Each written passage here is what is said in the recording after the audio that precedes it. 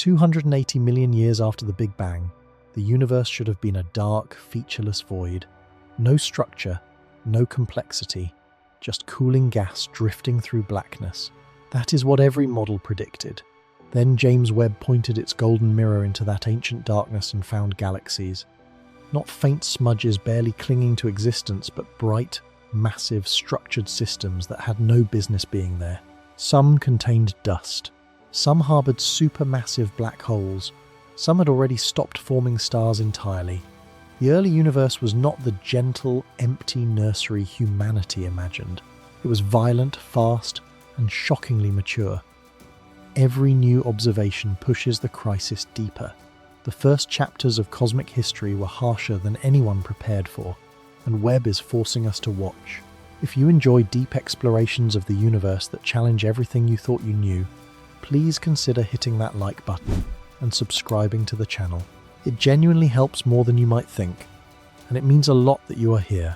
Now, settle in and get yourself comfortable. Let's begin.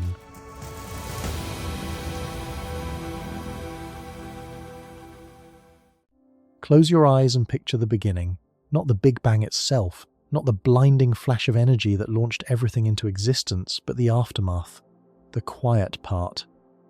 The part that came next, when the universe was young and dark and supposedly empty. For decades, scientists painted this picture with confidence. The early universe was simple. It was sparse.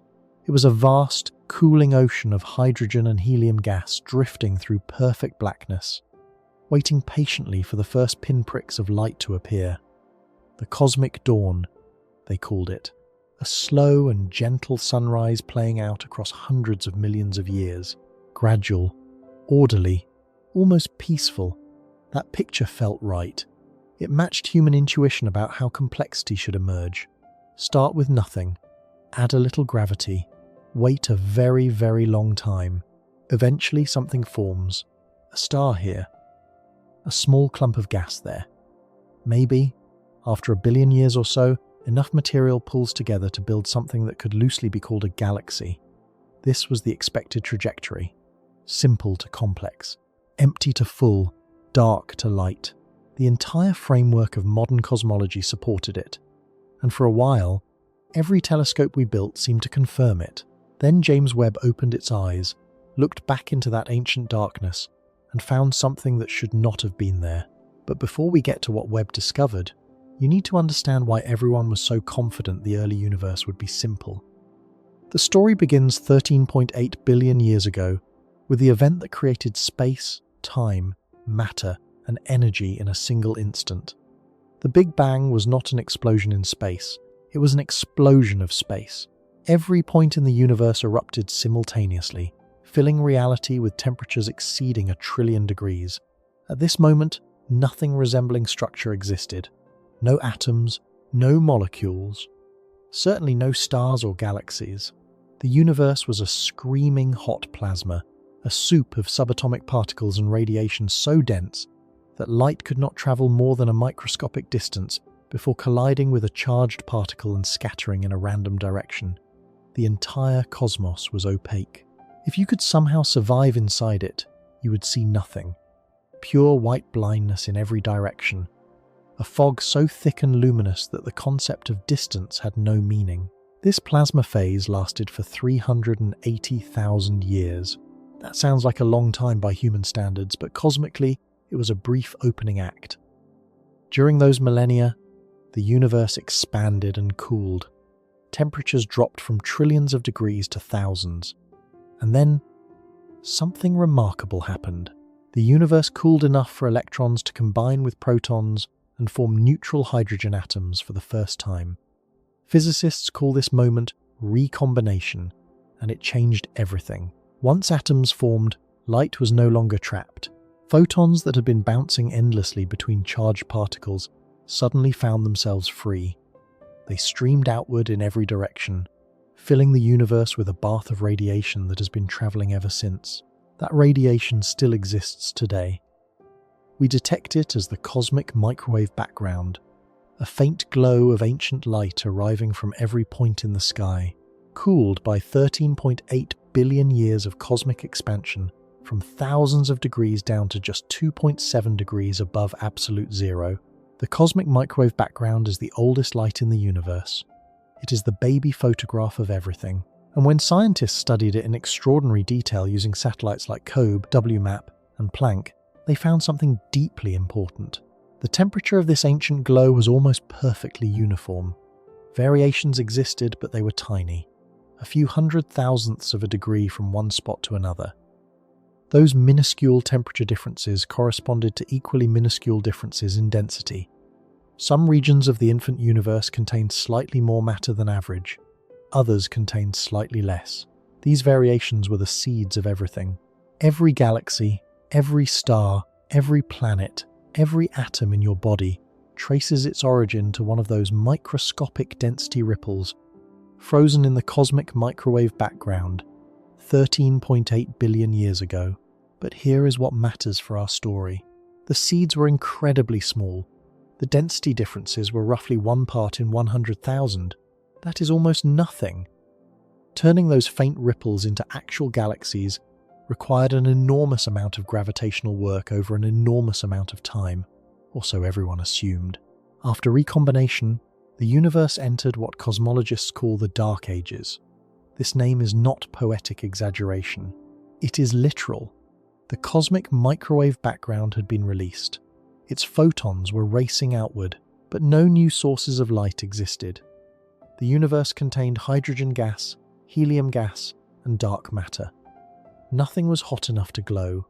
Nothing was dense enough to ignite nuclear fusion. The cosmos was a featureless expanse of invisible gas expanding into darkness. No stars, no galaxies, no structure visible to any eye or instrument, just gas and gravity and silence.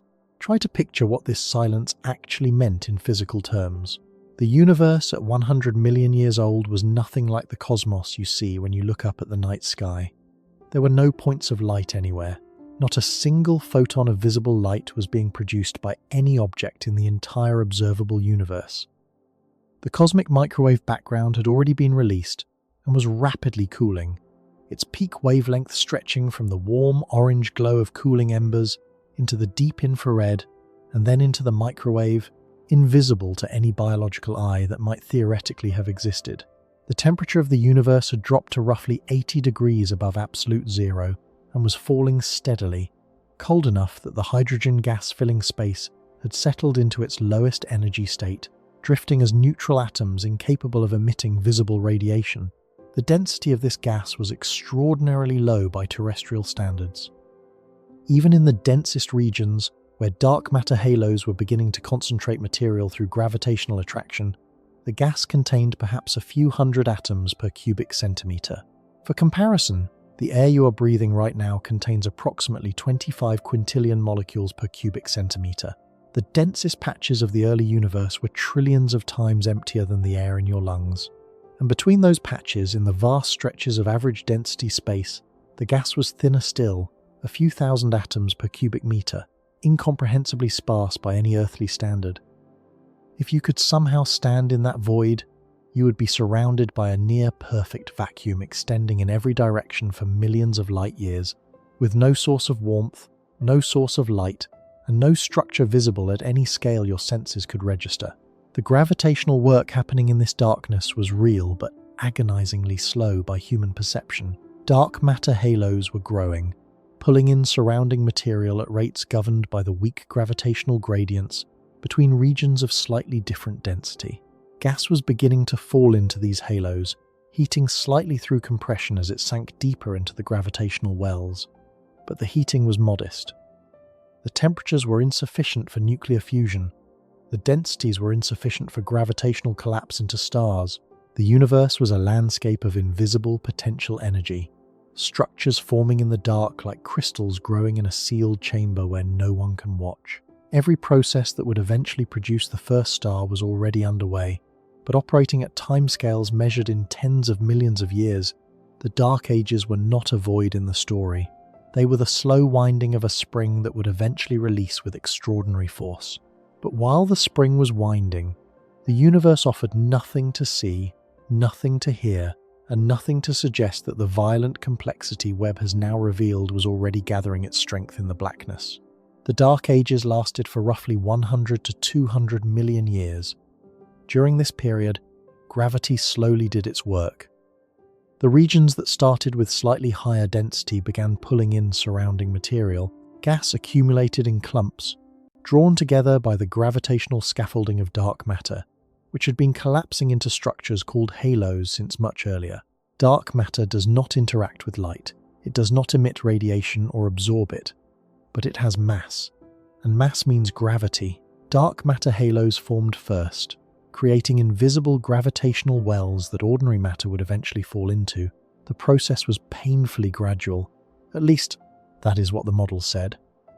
Computer simulations of structure formation, built on the Lambda CDM framework, the standard model of cosmology, consistently showed the same pattern. Dark matter halos formed and merged over hundreds of millions of years.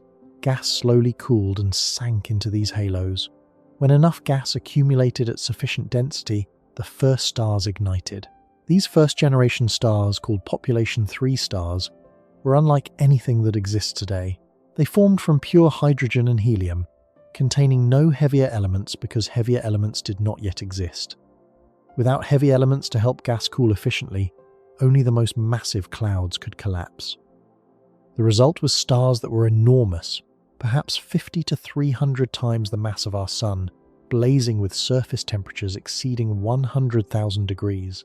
They burned through their hydrogen fuel in just a few million years, then died in catastrophic supernova explosions that seeded the surrounding gas with the first heavy elements: carbon, oxygen, silicon, iron. These enriched gas clouds could cool more efficiently, allowing smaller, longer-lived stars to form in the next generation. Galaxies began assembling from the merger of small proto-galactic fragments, each one containing a few million stars at most. Over hundreds of millions of years, these fragments collided and merged into larger systems. The process was hierarchical. Small things built big things, slowly, layer by layer, merger by merger. The standard timeline predicted that recognizable galaxies, systems with billions of stars and organized structure, should not appear until roughly 500 million to a billion years after the Big Bang. Before that, the universe should have contained only scattered pockets of star formation, faint and fragile, separated by enormous stretches of empty dark space. This was the consensus. It was elegant. It was logical. It was supported by decades of observations from ground-based telescopes and space telescopes alike. And then we built a machine specifically designed to test it. The Hubble Space Telescope was humanity's greatest astronomical instrument for 3 decades. Launched in 1990, it orbited Earth at an altitude of roughly 340 miles, capturing visible and near-infrared light with a 2.4-meter primary mirror. Hubble revealed the universe in breathtaking detail. It helped confirm that the expansion of the universe is accelerating. It confirmed the existence of supermassive black holes at the centers of galaxies. It produced the iconic deep field images that showed thousands of galaxies in a patch of sky no larger than a grain of sand held at arm's length. But Hubble had a fundamental limitation when it came to studying the early universe. Light from the most distant objects has been traveling for billions of years. During that journey, the expansion of space stretches the light to longer wavelengths. Visible light becomes infrared. Ultraviolet light becomes visible. The farther back you look, the more the light has been stretched. This effect is called redshift, and it is one of the most powerful tools in astronomy. Redshift tells you how far away an object is and how long ago its light was emitted. A galaxy at redshift 6, for example, is seen as it existed roughly 1 billion years after the Big Bang. A galaxy at redshift 10 is seen as it existed around 480 million years after the Big Bang. A galaxy at redshift 14 is seen as it existed only about 290 million years into cosmic history. Hubble could detect galaxies out to roughly redshift 11, maybe 12 in its deepest exposures. But at those extreme distances, the light had been stretched so far into the infrared that Hubble's detectors were operating at their absolute limits. The images were blurry, the data were noisy. Scientists could identify candidate galaxies, but confirming their distances and studying their properties in detail was extraordinarily difficult. Beyond redshift 12, Hubble was effectively blind. The light from those primordial objects had shifted entirely into wavelengths that Hubble's instruments could not detect. The earliest chapters of cosmic history remained hidden. Astronomers knew the story had a beginning. They could see the cosmic microwave background at redshift, roughly 1100, and they could see galaxies out to redshift 11 or 12. But the gap between those two bookends, the Dark Ages and cosmic dawn themselves, remained terra incognita. This is where James Webb was born, not as a replacement for Hubble, but as a fundamentally different kind of telescope designed to answer a fundamentally different question.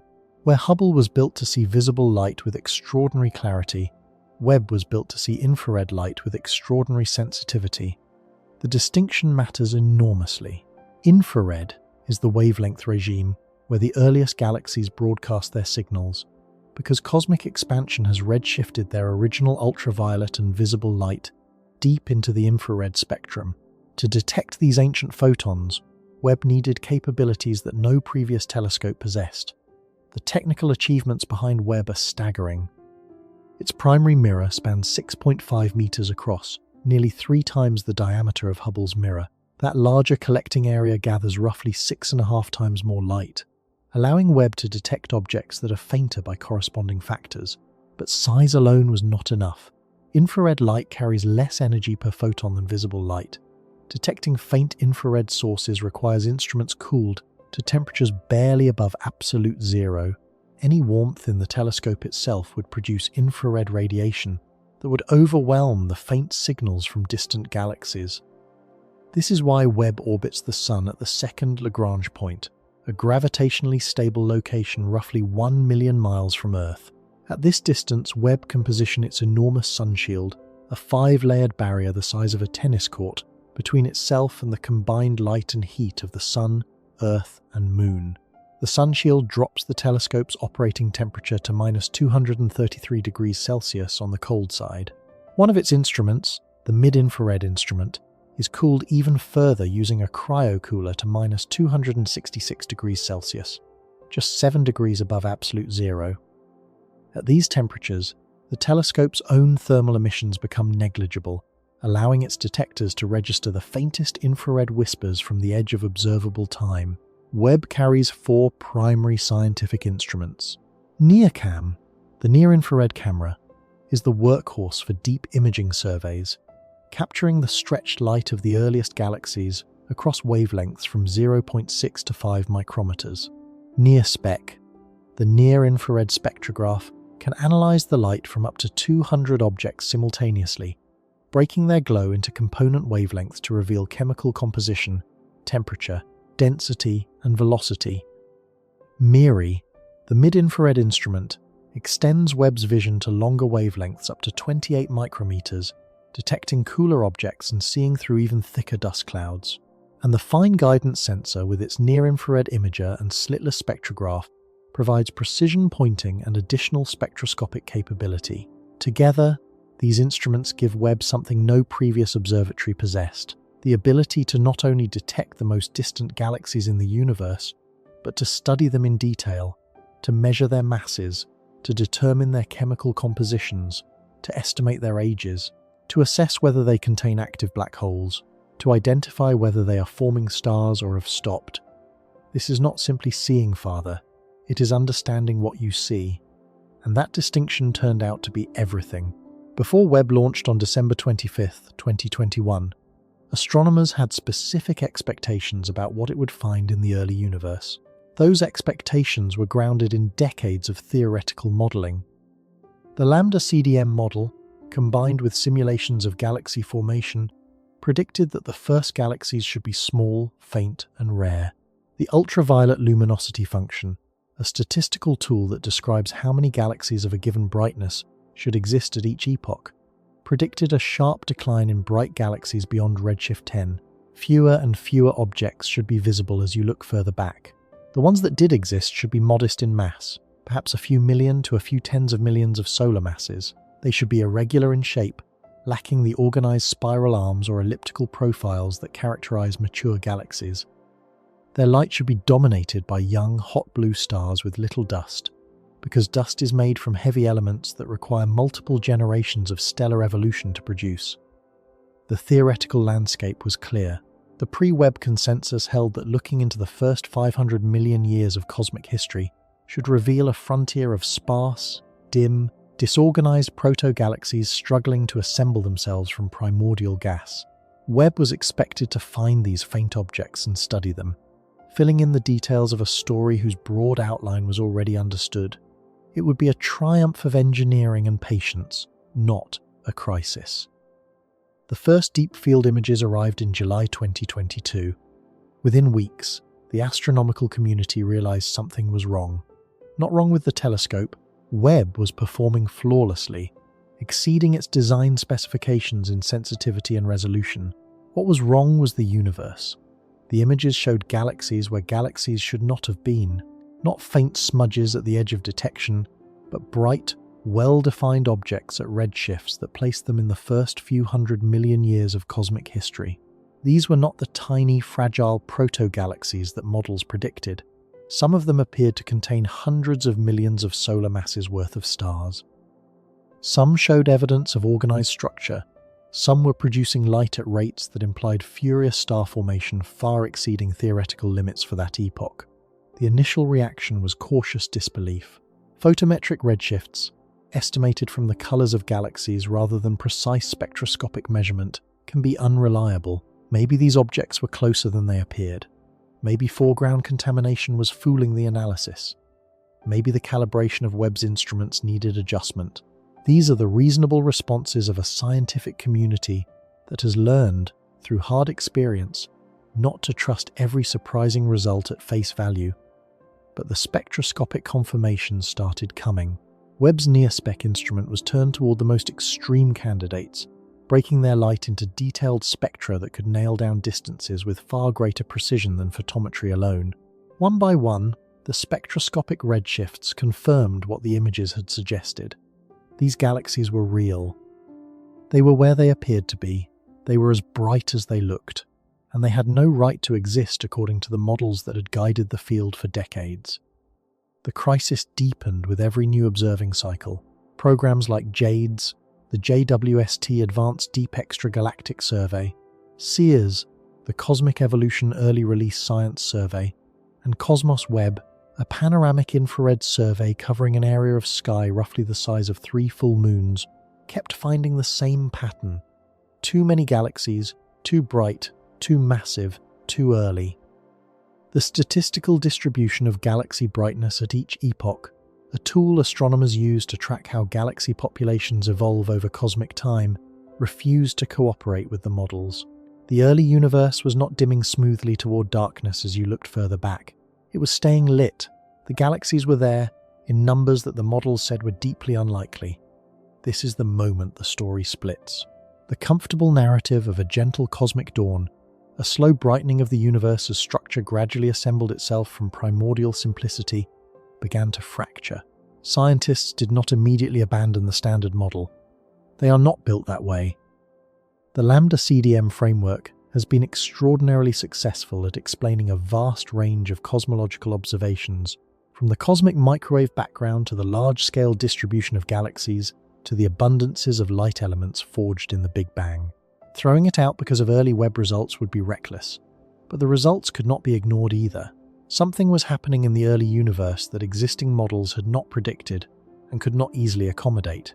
The old picture imagined the early universe as a blank canvas waiting for the artist to arrive. The first tentative brushstrokes of star formation would appear after a few 100 million years. Crude shapes would slowly emerge. Refinement would come over billions of years, eventually producing the rich, complex galaxy populations we see in the nearby universe today. Webb demolished that timeline. The canvas was not blank. When the telescope looked back to the earliest accessible moments, it found that the painting was already underway, not sketched lightly in faint pencil lines, but rendered in bold, saturated colors that should not have been available to the artist yet. The early universe had already begun building complexity on a scale and at a speed that made the gentle dawn narrative feel not just incomplete, but fundamentally misleading. Understanding what this means requires following Webb's observations into the specific objects and phenomena it has revealed. The details are where the real shock lies, because it is one thing to say that early galaxies were brighter and more massive than expected. It is another thing entirely to confront the individual discoveries, the confirmed redshifts, the measured masses, the detected black holes, the chemical signatures, and realize that each one represents a separate challenge to the old picture. Each observation is a thread, and when you pull them all together, the fabric of the gentle dawn tears apart. What emerges behind it is something harsher, faster, and more demanding of explanation. What comes next is the evidence itself, the specific galaxies Webb found, the objects it identified, and the measurements it made turned a theoretical tension into a genuine observational crisis. The early universe was not waiting for structure to arrive. It was already building, already burning, already becoming something far more complex than anyone imagined possible in so short a time. The evidence did not arrive as a single dramatic announcement. It accumulated in waves, each one carrying observations that pushed the crisis further than the last. Scientists processed the data, published the results, argued about interpretations, and then the next wave hit. Within 2 years of Webb's first deep field images, the telescope had assembled a catalogue of early universe objects so unexpected that the phrase "impossible galaxies" entered the public vocabulary. That phrase is an exaggeration. None of these galaxies violate the laws of physics. But many of them violate the predictions that those laws were supposed to produce when fed through our best models of cosmic evolution. The distinction matters. The universe is not broken. Our understanding of how it assembled itself might be. Start with the most extreme individual objects, the galaxies confirmed at the highest redshifts ever recorded. In 2024, the JADES collaboration announced the spectroscopic confirmation of a galaxy designated JADES GSZ 14-0 at a redshift of 14.32. Spectroscopic confirmation is the gold standard in astronomy. It means that the object's light was broken into a detailed spectrum, revealing emission and absorption features at specific wavelengths that can only correspond to a precise distance. This is not a rough estimate based on colour. It is a definitive measurement. JADES GSZ 14-0 exists as it appeared roughly 290 million years after the Big Bang. The universe at that point was barely 2% of its current age. That alone would be remarkable. But the galaxy's properties made it genuinely startling. Its ultraviolet luminosity, the brightness of the young hot stars it contained, far exceeded what pre-Webb models predicted should be possible at that epoch. The galaxy was not a marginal detection scraped from the noise floor of the instrument. It was bright, confidently, unmistakably bright. Its light was dominated by stellar emission, meaning the luminosity came from stars rather than from gas falling into a black hole. The spatial extent of the object confirmed this. The light was spread across a region consistent with a small but genuine galaxy, not concentrated in the point-like signature that an active black hole would produce. Webb's mid-infrared instrument even detected the galaxy at 7.7 micrometers, providing an independent confirmation that the object was real and that its properties were not artifacts of instrumental noise or data processing errors. The confirmation of JADES GSZ 14-0 is itself a story about scientific caution pushed to its absolute limits. The galaxy was not immediately accepted when it first appeared in the data. It sat at a projected distance of only 0.4 arc-seconds from a foreground galaxy, so close on the sky that the two objects were nearly overlapping. This proximity created a serious problem. The foreground galaxy had a spectral feature called a Balmer break that fell at exactly the same observed wavelength, where the distant galaxy's Lyman alpha break would appear. In simpler terms, the light signature of a relatively nearby object was mimicking the light signature of an extremely distant one. For a time, the JADES team itself considered JADES GSZ 14-0 a likely foreground interloper, a closer galaxy with an unusual spectral energy distribution masquerading as a record-breaking detection. It was filed away as a probable false alarm. What changed the conclusion was patience and deeper data. In October 2023, The JADES team conducted 5 full days of imaging with Webb's near-infrared camera on a single field, forming what they called the JADES Origins field. This campaign included additional deep medium-band filter observations specifically designed to distinguish genuine high-redshift galaxies from low-redshift imposters. The new filters isolated wavelength ranges that could break the degeneracy between the foreground Balmer break and the distant Lyman alpha break. When the data came back, the case for a foreground interpretation weakened substantially. The photometric evidence now strongly favoured a galaxy at redshift 14, but photometry alone, no matter how deep, can still be wrong. The team needed spectroscopy. They included JADES GSZ 14-0 in what was planned as the capstone observation of the entire JADES program, a 75-hour spectroscopic campaign targeting the faintest early galaxy candidates. 75 hours of telescope time on the most expensive scientific instrument ever launched, pointed at objects so faint they hover at the edge of detectability. When the spectra came back, the result was unambiguous. JADES GSZ 14-0 was at redshift 14.32. The foreground galaxy was irrelevant. The record was real. A fainter candidate in the same field, designated JADES GSZ 14-1, turned out to be nearly as distant. The story matters because it illustrates how carefully the astronomical community has vetted these discoveries. These are not hasty announcements based on ambiguous signals. They are the product of years of observation, multiple independent datasets, and deliberate attempts to disprove the result before accepting it. The early universe did not cooperate with expectations, and the scientists involved did everything in their power to give expectations a fair chance. The evidence overruled them anyway. Then, the record fell again.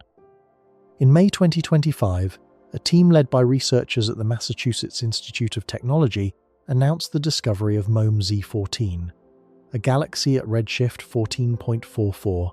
The name stands for a designation within the observing program, but the informal label given by the discoverers captured the mood of the field.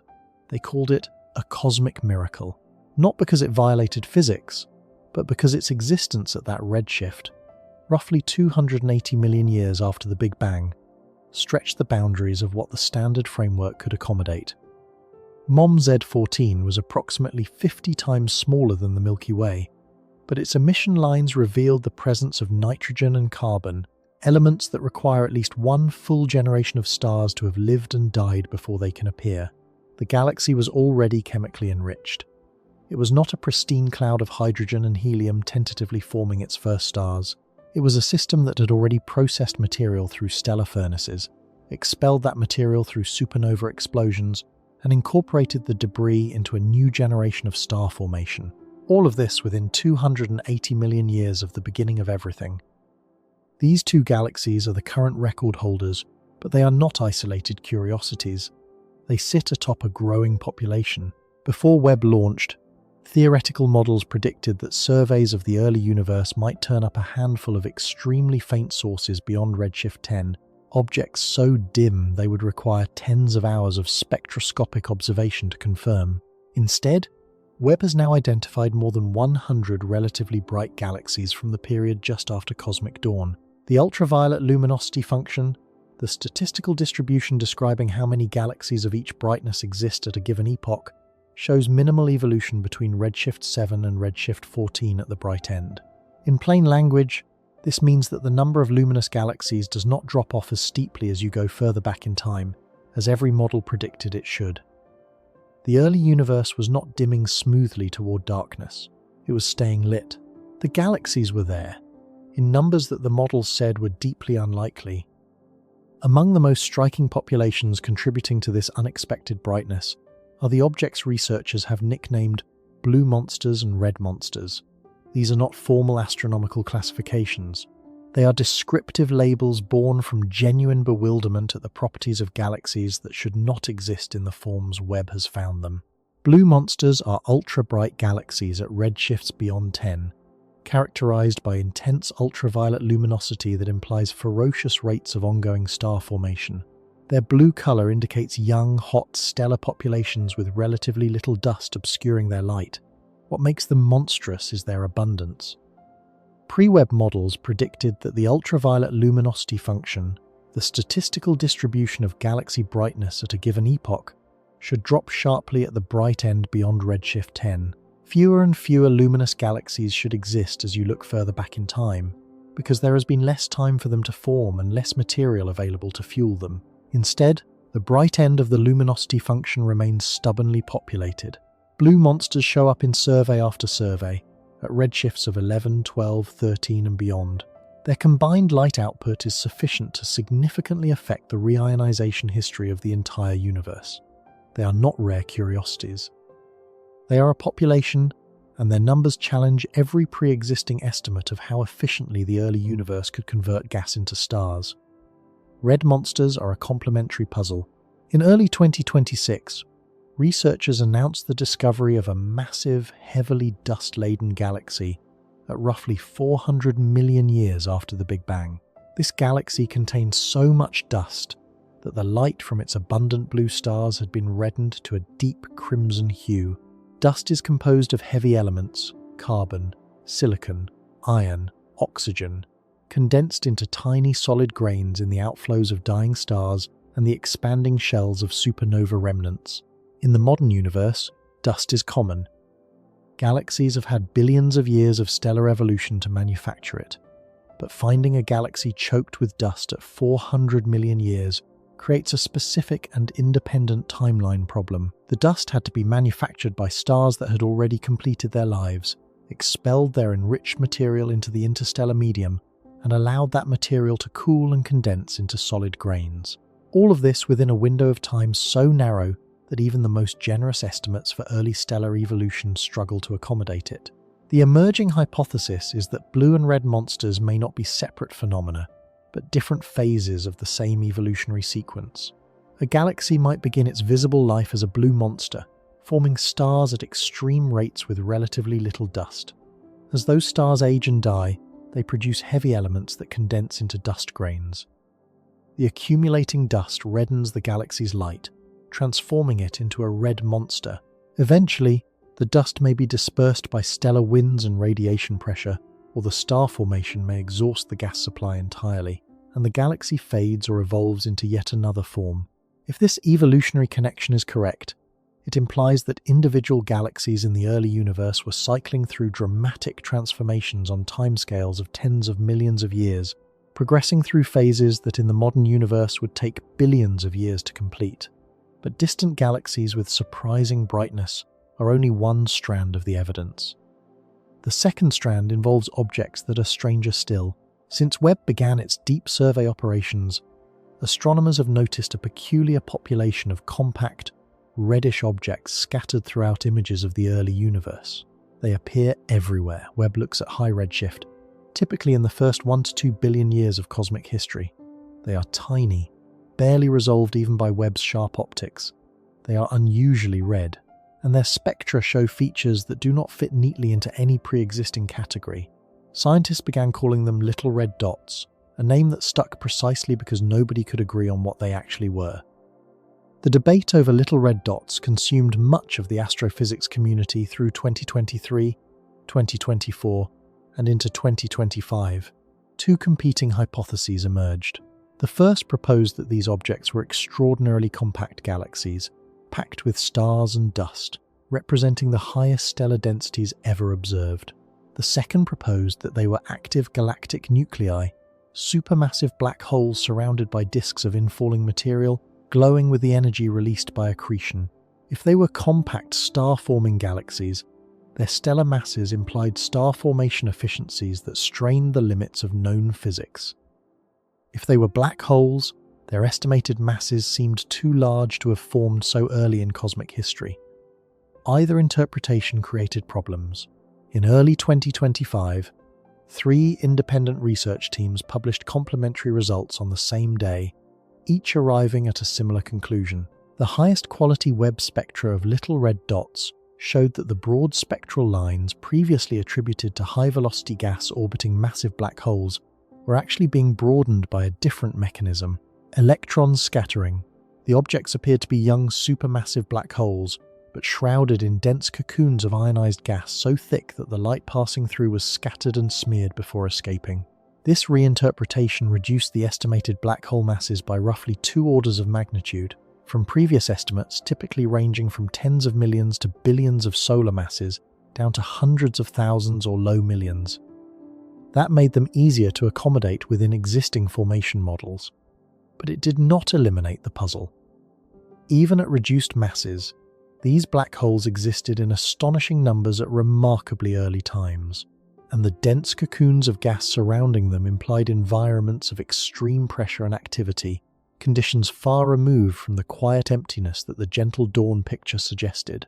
By August 2025, the most distant little red dot with confirmed broad emission lines was identified at redshift 9.29, existing when the universe was roughly 530 million years old. The object, designated Kuiper's LRD Z9, represents the most distant confirmed broadline active galactic nucleus known.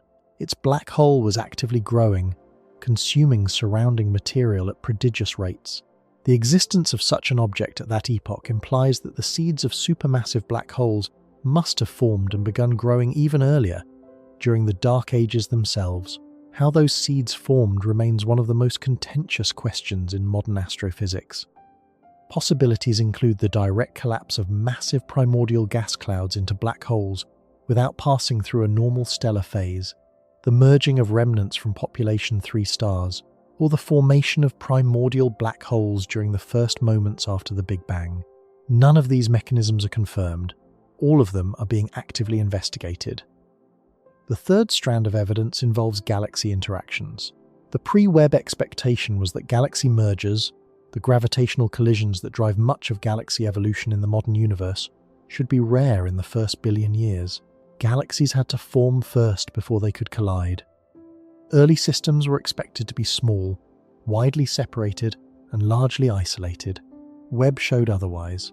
In 2025, a team using Webb observations identified an ongoing merger of at least 5 galaxies at redshift 6.7, corresponding to roughly 800 million years after the Big Bang. This was not a gentle gravitational encounter between 2 small proto-galaxies. It was a violent, tightly packed collision involving multiple systems simultaneously. The merger was redistributing heavy elements beyond the boundaries of the individual galaxies, enriching the surrounding intergalactic gas with metals forged inside stars.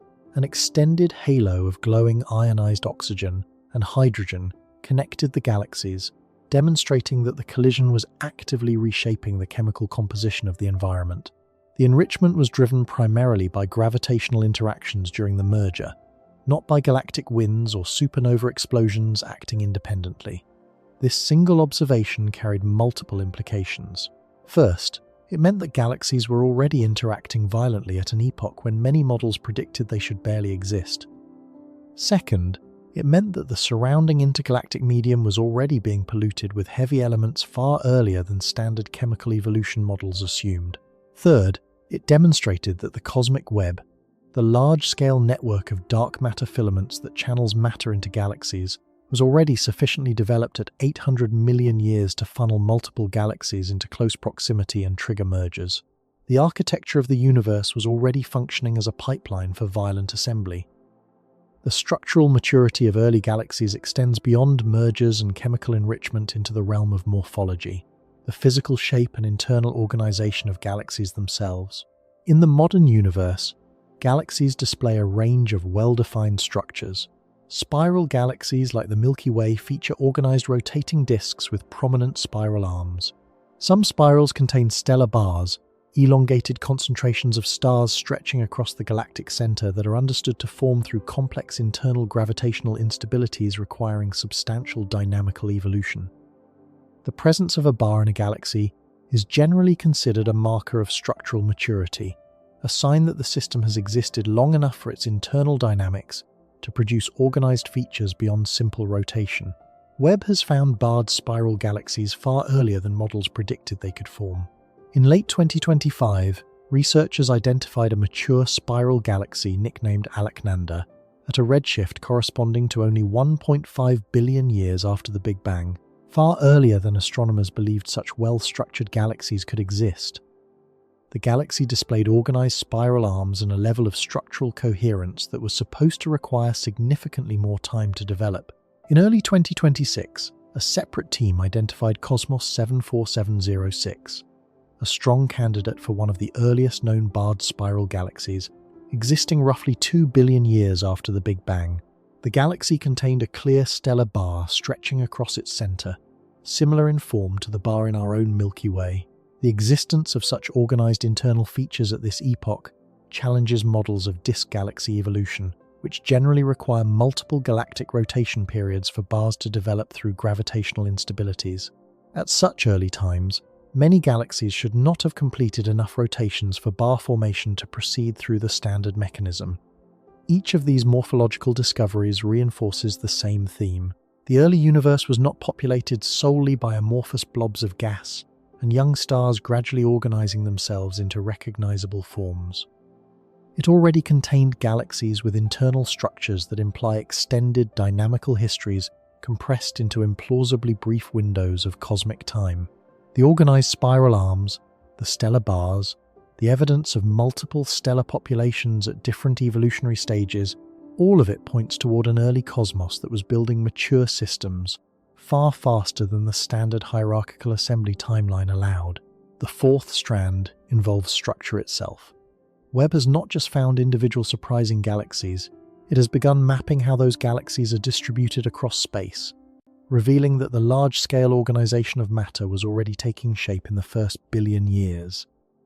The Cosmos Webb Survey, the largest contiguous Webb imaging program, analyzed more than 164,000 galaxies and constructed the most detailed map of the cosmic web ever produced at high redshift.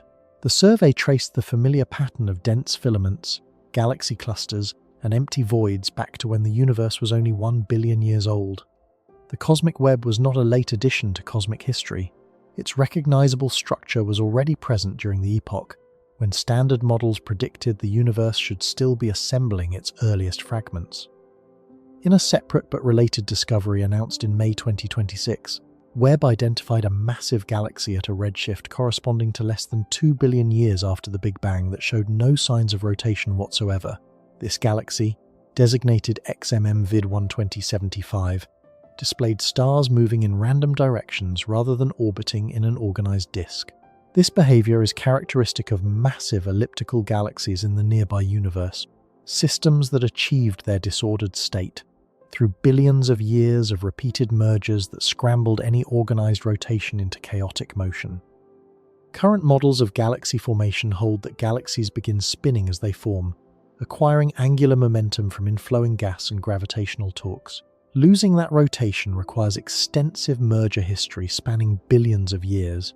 Finding a galaxy that had already completed this transformation when the universe was less than 2 billion years old implies that the violent processes responsible, the repeated collisions, the gravitational scrambling, the destruction of ordered motion, had already run their full course in a fraction of the time that nearby elliptical galaxies required. The fifth strand reaches beyond individual galaxies to the state of the universe itself. The epoch of reionization is one of the most important transitions in cosmic history. After recombination, when atoms first formed and the universe became transparent, the cosmos was filled with neutral hydrogen gas. This gas was opaque to ultraviolet light. When the first stars and galaxies ignited, their ultraviolet radiation began ionizing the surrounding hydrogen, stripping electrons from atoms and rendering the gas transparent once again. This process did not happen all at once. It progressed in patches, with bubbles of ionized gas expanding outward from the brightest sources until they eventually overlapped and the entire universe became ionized. Previous estimates, based on observations of distant quasars and measurements of the cosmic microwave background, place the end of reionization at roughly 1 billion years after the Big Bang. Webb's observations have created what researchers are calling a photon budget crisis. By measuring the ultraviolet luminosity of early galaxies and estimating the fraction of ionizing photons that would have escaped into intergalactic space, scientists found that the early galaxy population discovered by Webb produced far more ionizing radiation than older models assumed. The galaxies were brighter and more numerous than expected, Their combined photon output was sufficient to ionize the universe's hydrogen substantially earlier than the standard timeline predicted. One analysis published in 2024 concluded that reionization would have ended around 650 million years after the Big Bang, roughly 350 million years earlier than established estimates. The lead researcher summarized the findings bluntly. Webb has revealed that bright galaxies alone are enough to ionize the universe by themselves. Previous models had assumed that faint, undetected dwarf galaxies contributed the majority of ionizing photons, with bright galaxies playing a secondary role. Webb inverted that picture. The bright galaxies were doing more of the work than anyone anticipated, and they were doing it earlier. More recent Webb spectroscopic observations of hundreds of galaxies within the reionization epoch are now providing the first direct mapping of how reionization progressed, whether it was driven primarily by small, faint galaxies or by rarer, massive systems. Early results suggest both populations contributed, but bright galaxies played a more important role than expected in certain regions. The process was not the smooth, gradual transition that older models described. It was patchy, violent, and driven by sources that were already far more powerful than the pre-Webb framework anticipated. A sixth strand emerged from an unexpected direction. Webb did not just find galaxies that were too bright or too massive. It found galaxies that had already died. Quenched galaxies are systems that have exhausted or expelled their gas supply and stopped forming new stars. In the modern universe, quenching is common among the most massive galaxies. It is typically attributed to feedback from supermassive black holes, which inject enormous amounts of energy into surrounding gas through jets and radiation, heating the gas so thoroughly that it can no longer cool and collapse into new stars. This process is understood to unfold over billions of years. The black hole grows through accretion. It periodically erupts with powerful outflows. The galaxy's gas reservoir is gradually depleted or heated beyond recovery. Star formation slows, sputters, and stops. Webb has now identified quenched galaxies at redshifts corresponding to the first 2 billion years of cosmic history. Multiple studies have confirmed that a non-negligible fraction of massive galaxies had already stopped forming stars at these early epochs.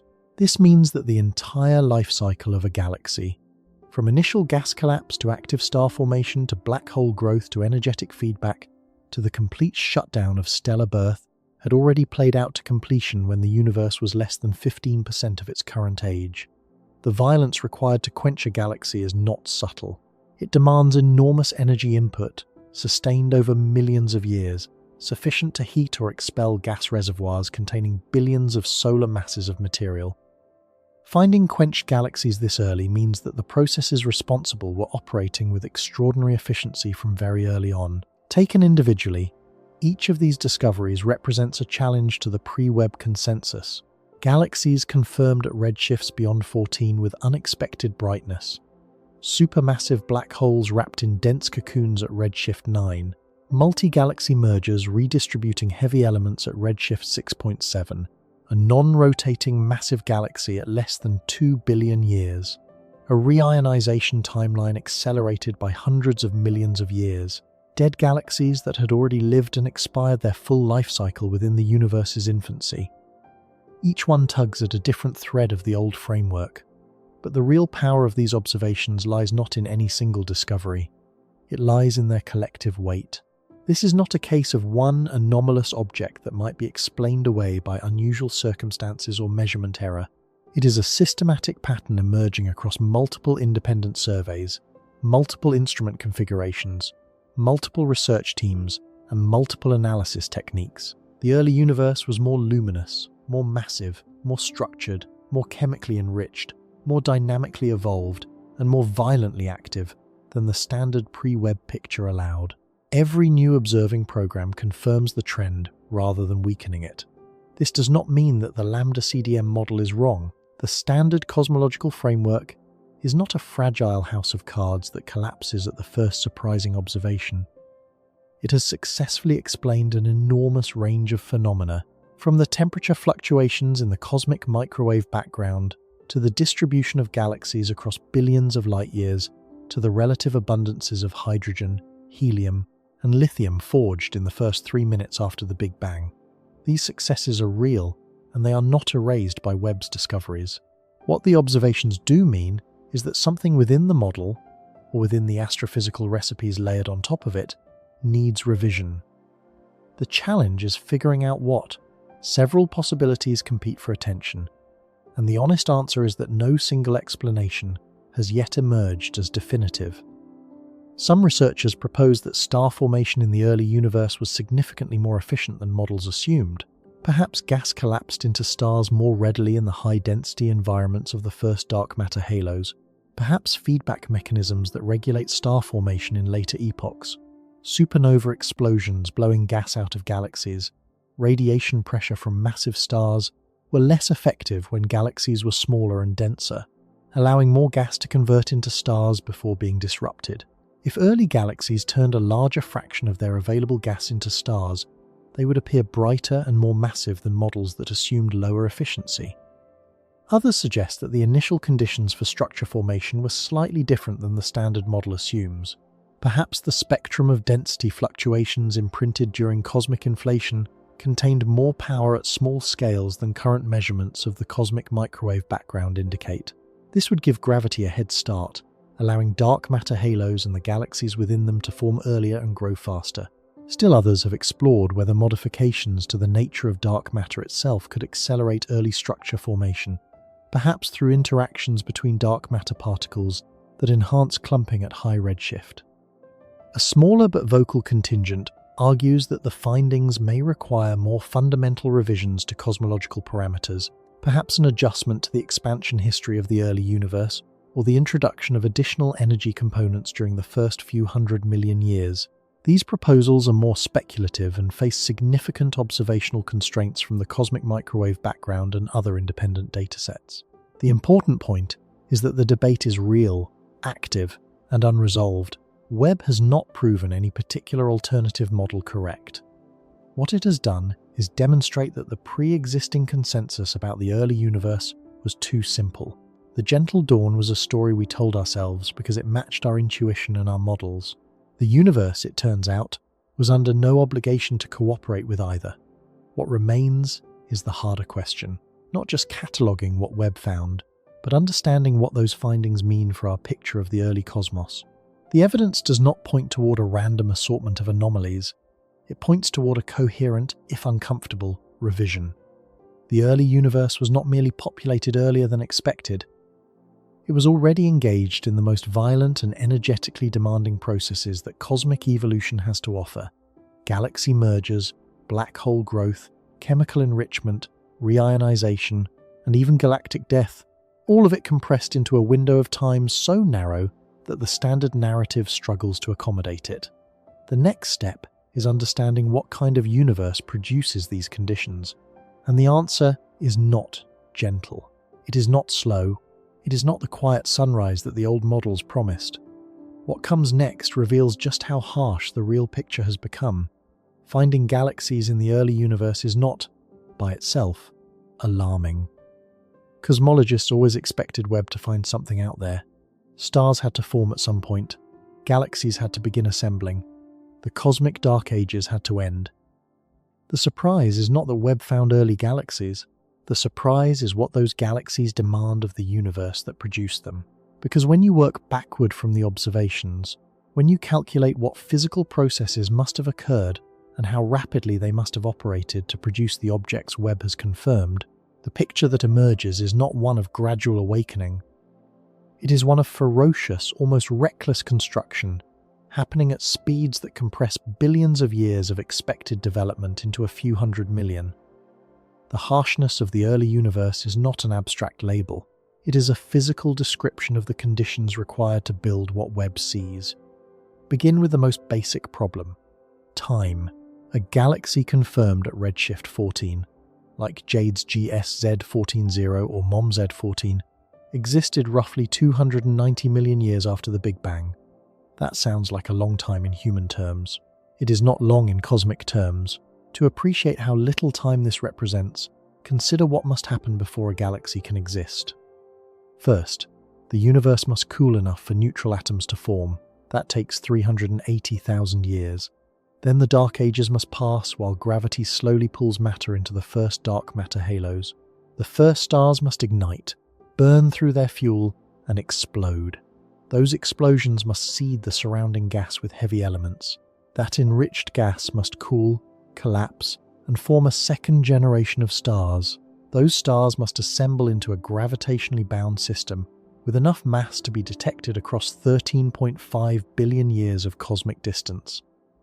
Each of these steps involves physical processes with known timescales. Massive stars live for a few million years before exploding. Gas cooling in early halos takes tens of millions of years depending on density and composition. Gravitational collapse proceeds at rates governed by the density of matter and the depth of dark matter potential wells. None of these individual steps is instantaneous. They must occur sequentially, each one depending on the completion of the previous one. When you add the timescales together, the arithmetic becomes uncomfortable. The first stars probably ignited somewhere between 100 and 200 million years after the Big Bang. That leaves at most 100 to 150 million years for everything else to happen before we see a luminous galaxy at redshift 14.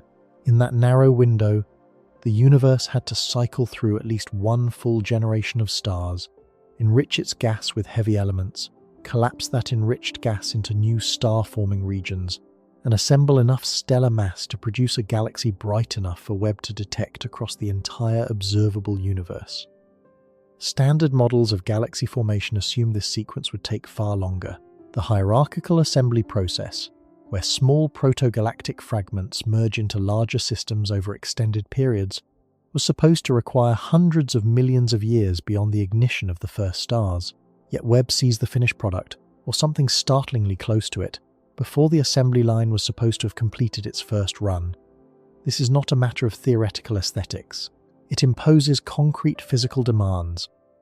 To build a galaxy containing hundreds of millions of solar masses worth of stars in under 150 million years, the star formation rate must be extraordinarily high.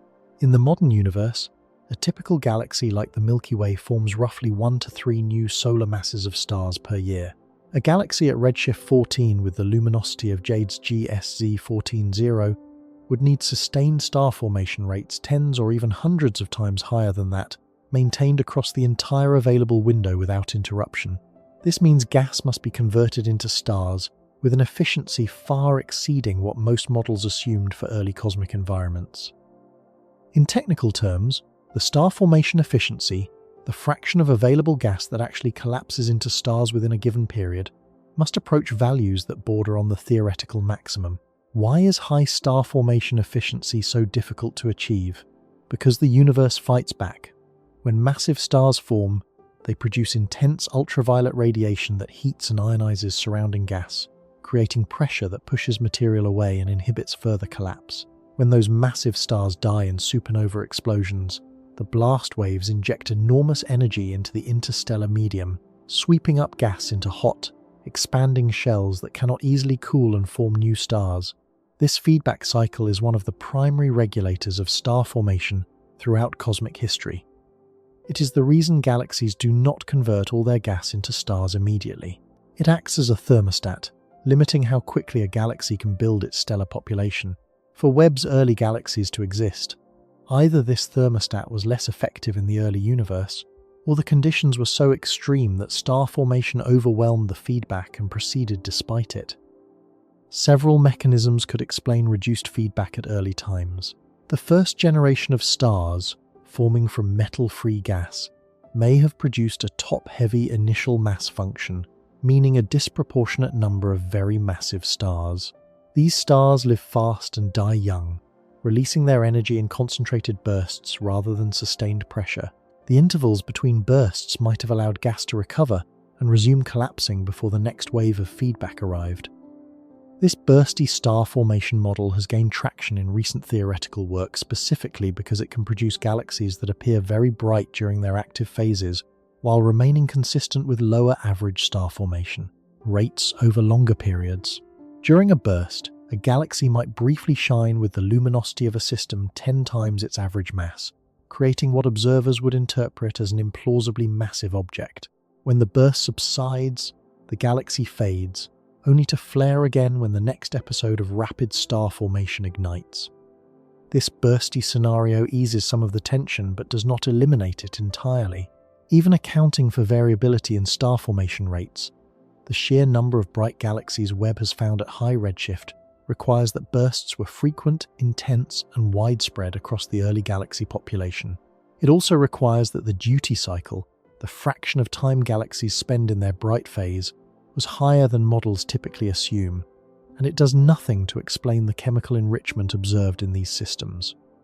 Finding nitrogen and carbon in a galaxy at redshift 14 means that heavy elements had already been produced, dispersed, mixed into new gas clouds, and incorporated into a new generation of stars. This chemical recycling takes time. Each step involves physical processes that cannot be arbitrarily accelerated.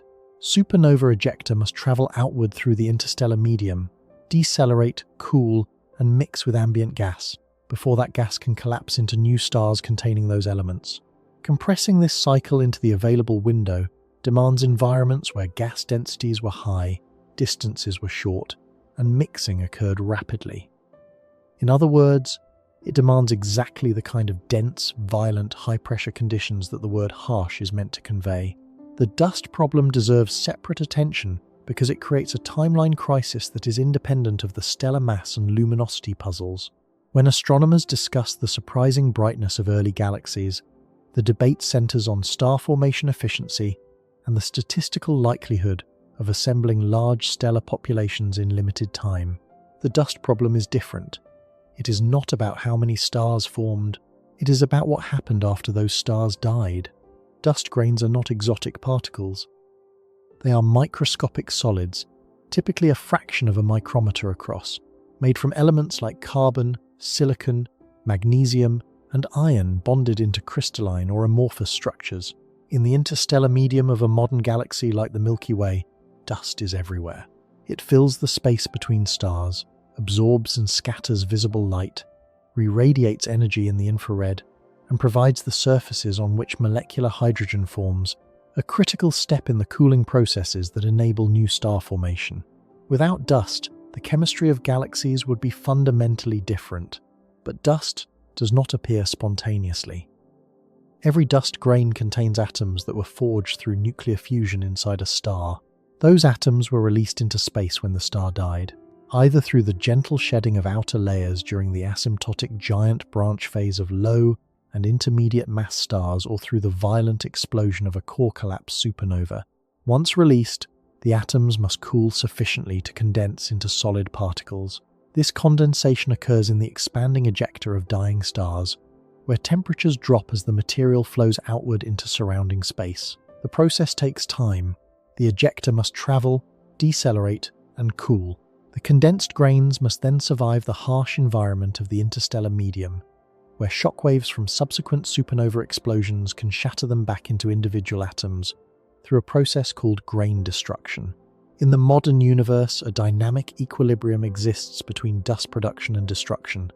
Stars continuously manufacture new grains while supernova shocks continuously destroy old ones.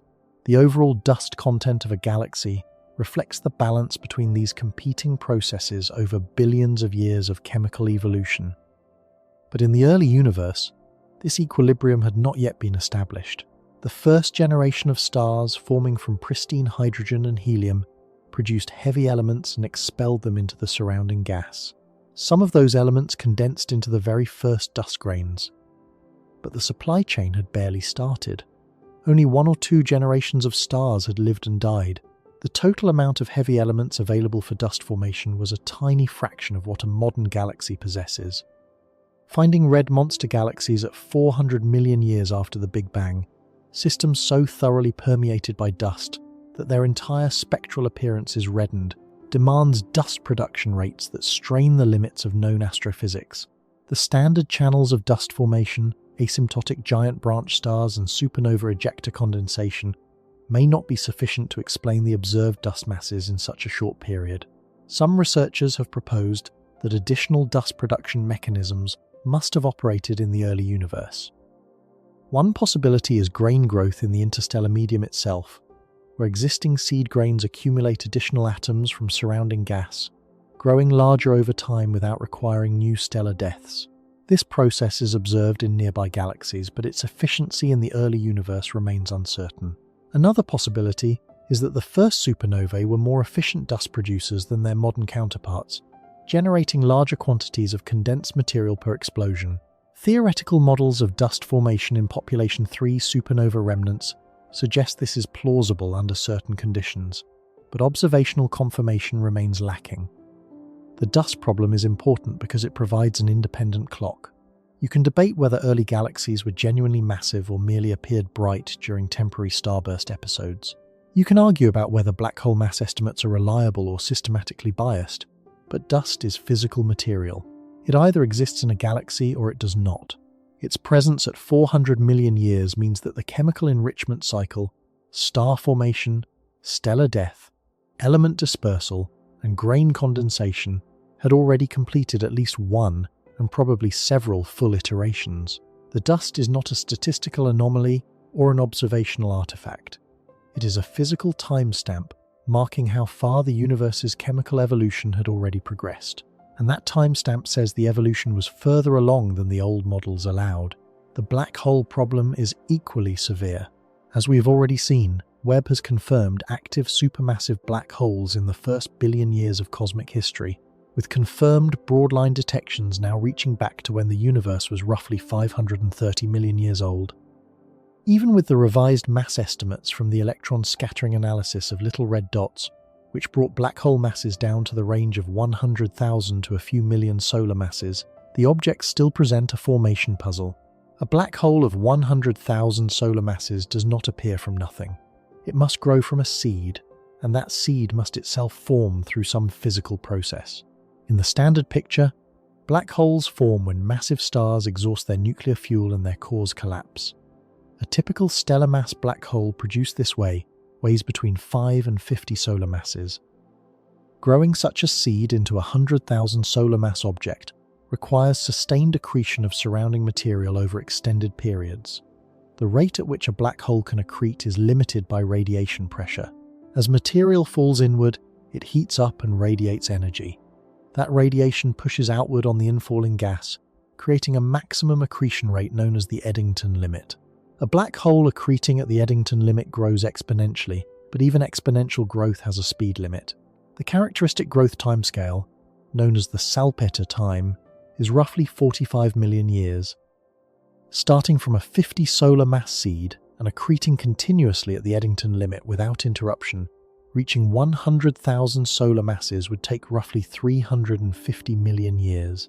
But the earliest active black holes Webb has found existed when the universe was only about 500 million years old. Subtracting the time needed for the first stars to form and die leaves, at best, a window that matches the required growth time almost exactly. That means the black hole must have accreted at the maximum theoretical rate without a single interruption across its entire existence. No gaps, no pauses. No episodes where mergers disrupted the gas supply or feedback cleared the surrounding material. Any deviation from perfection and the math fails. This problem has pushed theorists toward alternative seeding mechanisms. One leading proposal is the direct collapse black hole scenario. Under specific conditions in the early universe, a massive cloud of primordial gas could collapse directly into a black hole, weighing 10,000 to 100,000 solar masses, without first forming a star. This requires the gas to avoid fragmenting into smaller clumps, which normally happens when gas cools efficiently. The key is suppressing the molecular hydrogen that enables cooling. Intense ultraviolet radiation from nearby star-forming regions can dissociate molecular hydrogen, keeping the gas hot and allowing the entire cloud to collapse monolithically into a single massive object. This mechanism produces seeds large enough that moderate accretion rates could build them into the black holes Webb observes within the available time. But it requires a very specific set of environmental conditions. A massive gas cloud, intense nearby radiation, minimal contamination by heavy elements, and the right geometry to prevent fragmentation.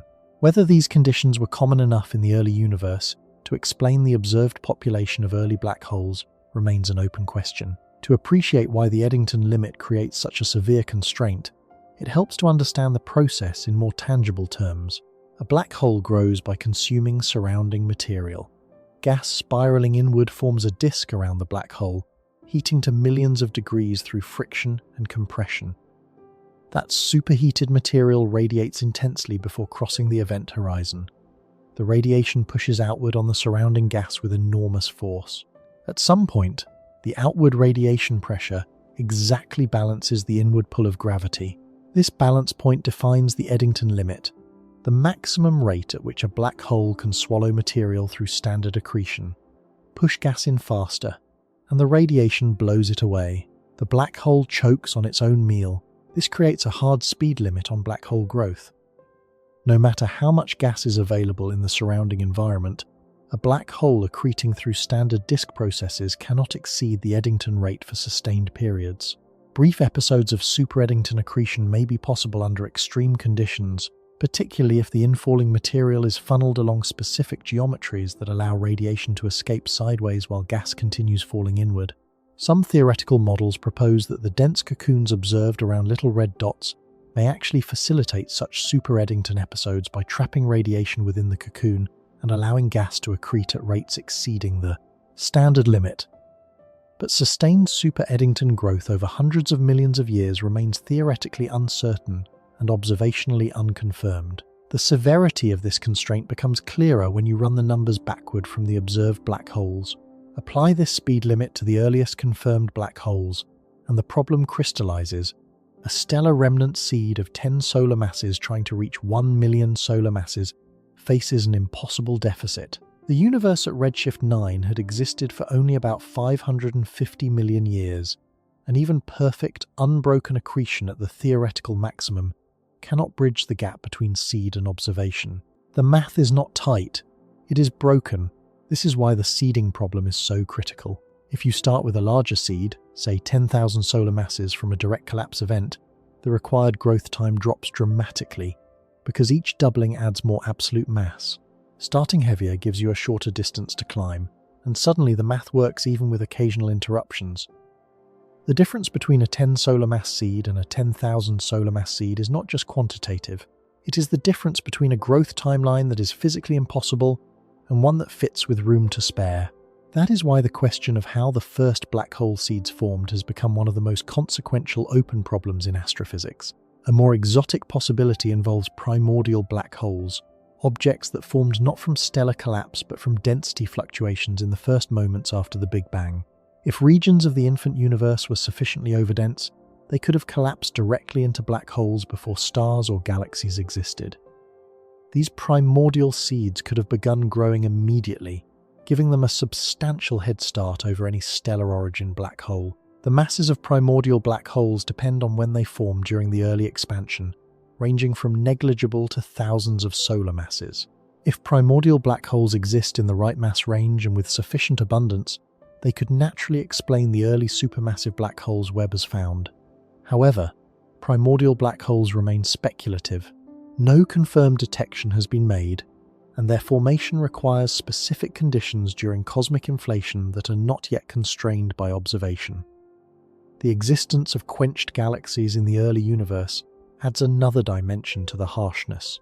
As we have seen, quenching requires that a galaxy not only form stars rapidly, but then shut down star formation entirely through some energetic process, typically feedback from a central supermassive black hole. The energy budget required for quenching is enormous.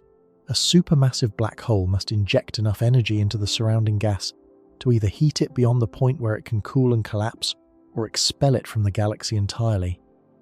Estimates suggest that quenching a massive galaxy requires the cumulative energy output of a black hole that has grown to at least a few 100 million solar masses over cosmic time. Finding galaxies that have already completed this cycle within the first 2 billion years means that the entire sequence, seed formation, rapid black hole growth, sustained energetic feedback, and complete gas depletion or expulsion, played out with extraordinary speed. The galaxy did not just form quickly, it lived quickly, it aged quickly, and it died quickly, all within a compressed timeline that leaves little room for the gradual processes that quenching involves in the nearby universe. Some recent studies using cosmological simulations have attempted to reproduce early quenched galaxies and found significant discrepancies between simulated and observed populations. The simulations produced too few massive quenched galaxies at high redshift compared to what Webb detects. When quenched galaxies do appear in simulations, their properties often differ from observations in stellar mass, quenching timescale, or the mechanism responsible. This simulation-observation mismatch reinforces the conclusion that the standard recipes for black hole growth and feedback need revision for early cosmic environments. The processes were faster, more violent, or operated through channels that current models do not adequately capture. The reionization crisis compounds the picture further. The fact that Webb's early galaxies produced enough ionizing radiation to complete reionization hundreds of millions of years earlier than expected means the entire thermal and chemical history of the intergalactic medium needs reconsideration. Reionization is not just an abstract milestone. It fundamentally altered the physical state of gas throughout the universe. Neutral hydrogen is opaque to ultraviolet light. Ionized hydrogen is transparent. The timing and progression of reionization determines when and where galaxies could form, how gas flowed into dark matter halos, and how photons from early sources propagated through space. If reionization happened earlier and was driven more heavily by bright galaxies rather than faint dwarf systems, the entire feedback loop between galaxy formation and the intergalactic medium shifts. Galaxies that ionized their surroundings early would have created conditions that either helped or hindered subsequent galaxy formation in neighboring regions, depending on the details of gas heating and cooling. The topology of reionization, which regions became ionized first, and how the ionized bubbles grew and merged, carries information about the distribution and properties of the earliest luminous sources. Webb's data is beginning to map this topology directly for the first time, and the emerging picture is one of rapid, uneven, and energetically intense transformation. It is important to pause here and clearly separate what is confirmed from what is debated. The observations themselves are solid. The spectroscopic redshifts are confirmed. The luminosities are measured. The chemical detections are real. The existence of little red dots, early mergers, massive non-rotating galaxies, and quench systems is established through peer-reviewed data from multiple independent research teams using different analysis methods. What remains uncertain is the interpretation. The physical mechanisms responsible for producing these objects are still under active investigation. No single explanation has been accepted as definitive by the broader community. The proposals described here, enhanced star formation efficiency, bursty star formation, direct collapse black holes, primordial seeds, modified feedback prescriptions, are all credible ideas, supported by varying degrees of theoretical work and preliminary evidence. But none of them has been conclusively proven. This is how science works at the frontier. Observations outpace theory. Data arrives before explanations.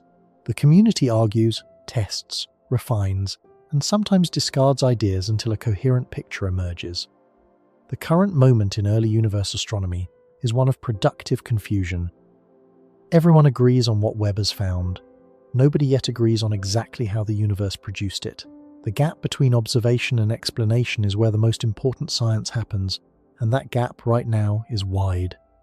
What can be said with confidence is this: the collective weight of Webb's observations demands an early universe in which the fundamental processes of cosmic evolution, gravitational collapse, star formation, chemical enrichment, black hole growth, energetic feedback, and large-scale structural organization all operated faster and more intensely than the pre-Webb consensus assumed. This is what the word harsh means in the context of this story. It is not a poetic flourish. It is a physical description. The early universe was a place where gravity worked overtime, where gas collapsed under extreme pressures, where stars burned through their lives in millions of years and died in explosions that seeded the next generation almost immediately, where black holes formed and grew through mechanisms that may have been more exotic and more violent than anything operating in the modern cosmos. The temperatures were higher, the densities were greater, the distances were shorter, the timescales were compressed. Everything about the environment conspired to produce structure faster than the slow, hierarchical assembly process that governs galaxy formation in the present-day universe. To grasp what harsh actually means in physical rather than theoretical terms, consider what conditions inside one of these early galaxies would have felt like compared to the relatively calm interior of the Milky Way today. Our solar system resides in a region of the galaxy where the nearest neighbouring star is over 4 light-years away. The interstellar medium in our neighbourhood contains roughly 1 atom per cubic centimetre, a near-perfect vacuum by any earthly standard. Radiation levels are modest. The night sky is dark. Space, from our vantage point, feels spacious and quiet. Now compress the stellar mass of a substantial galaxy into a volume a fraction of the size. The galaxy's web as found at the highest redshifts are not just massive for their age, they are compact. Many of them pack their stellar populations into regions only a few thousand light-years across, compared to the Milky Way's disk diameter of roughly 100,000 light-years. This compression changes everything about the internal environment. Stars are closer together. The radiation field is more intense. The interstellar gas is denser. The gravitational forces are stronger. The rate of stellar interactions, shockwave collisions, and radiative heating is dramatically elevated compared to anything in our local galactic neighbourhood. Inside a galaxy forming at redshift 12, the gas densities in star-forming regions would have exceeded modern values by orders of magnitude. Clouds of molecular hydrogen packed tightly enough to collapse under their own gravity would have been bathed in ultraviolet radiation from neighbouring massive stars, only a few light-years away rather than the dozens or hundreds of light-years that typically separate active, star-forming regions in the present-day Milky Way. That radiation would have simultaneously heated the surrounding gas, ionized its outer layers, and driven powerful winds that sculpted the cloud surfaces, even as new stars ignited within their interiors. The environment was not merely active, it was saturated with energy. Every cubic light-year of space within these early galaxies experienced more energetic input in 1,000,000 years than a comparable volume in the modern Milky Way experiences in 1,000,000,000. When massive stars in these dense environments died, their supernova blast waves did not expand into the relatively empty interstellar medium that surrounds dying stars today. They collided with neighbouring blast waves, with dense gas clouds, with the radiation fields of adjacent star-forming regions, creating overlapping shock fronts that compressed gas to even higher densities and triggered further episodes of gravitational collapse and star formation. The environment was self-amplifying.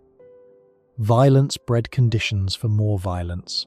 Each supernova simultaneously destroyed and created, shattering existing structures while compressing nearby material into configurations that would produce the next generation of stars within a few million years. This is what the inside of a harsh universe looked like.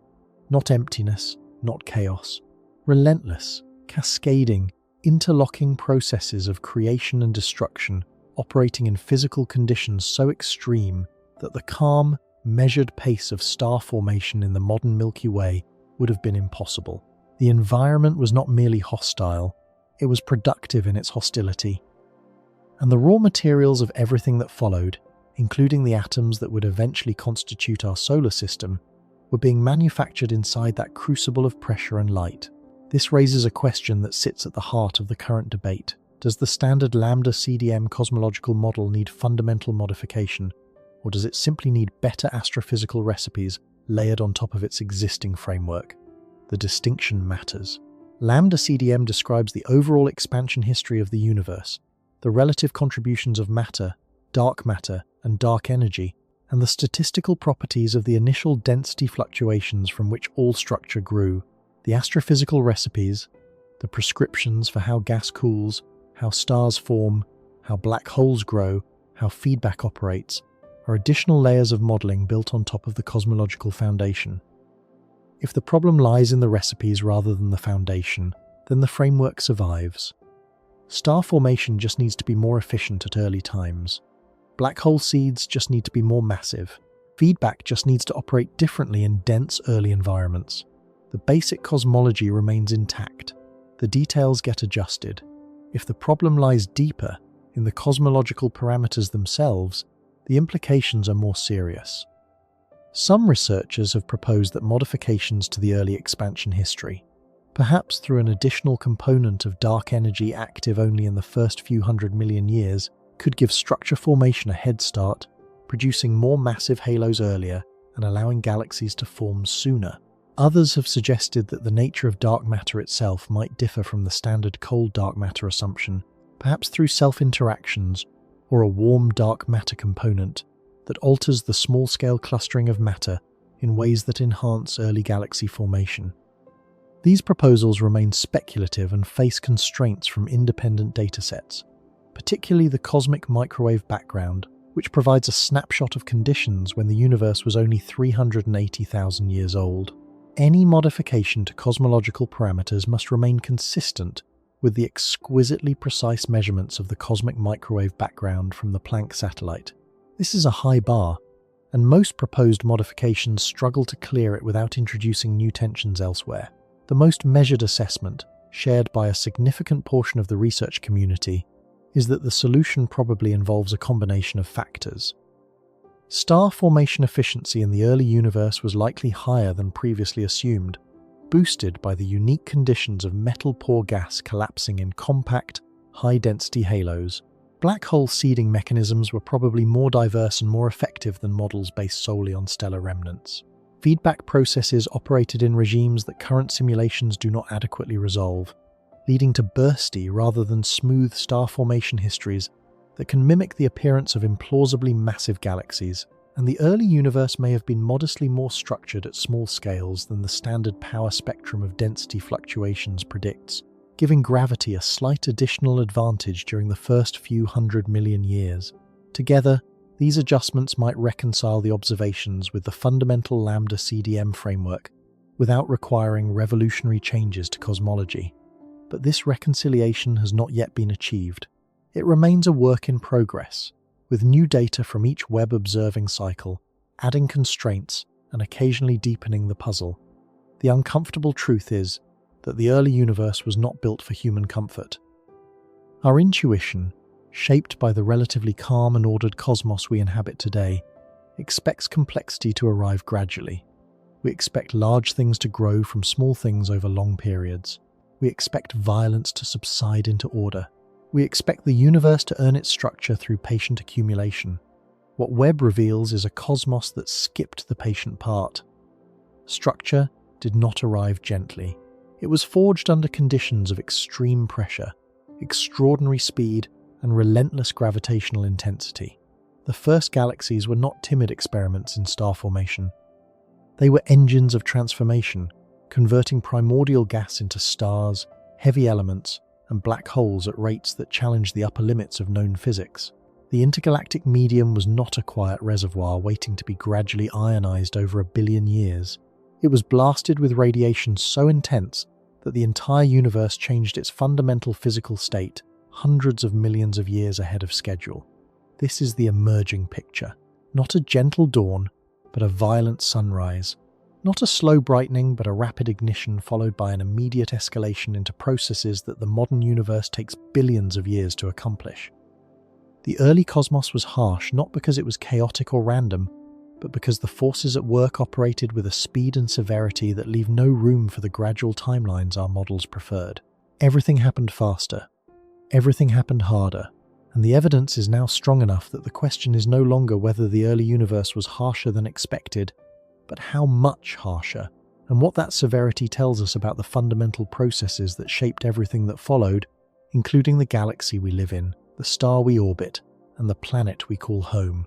That is where the story must go next. There is a moment in every scientific revolution when the evidence stops being a collection of anomalies and starts becoming a coherent story. The individual data points, the surprising observations, the results that resist easy explanation, they stop sitting in isolation and begin pointing in the same direction.